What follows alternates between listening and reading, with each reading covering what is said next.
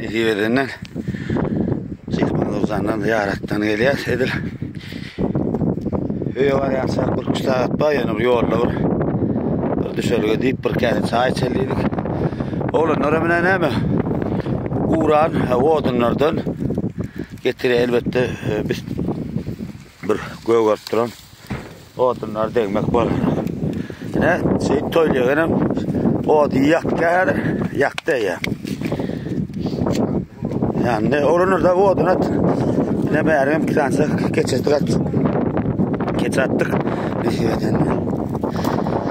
Ay ne bu tuğlumun gününe olarsa meydanlar bu adam ölmedi ben şey dedik. Ne o kadar yerler. Yani bu yerlerden koyar diye. Ne ettin oğlum? Çay aynen canım.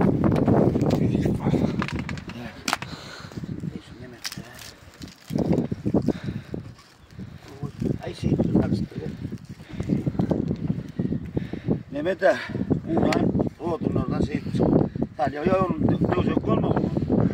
Odun var atısı var. Şeyler o ne elektrik ya. Şeyler olup var. Şeyler boş ediyor. Boş. Haydi. O attılar ya uğran olsa dövecek olmaz ya. Şeydi baktım şeyler. Ha. Şey.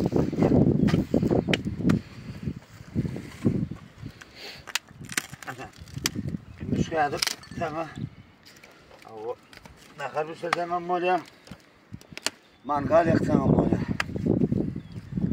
El kova çenni. O yol her kalkamın koşmadı dedi. Ben bunun için zil sonra mı çok dostum.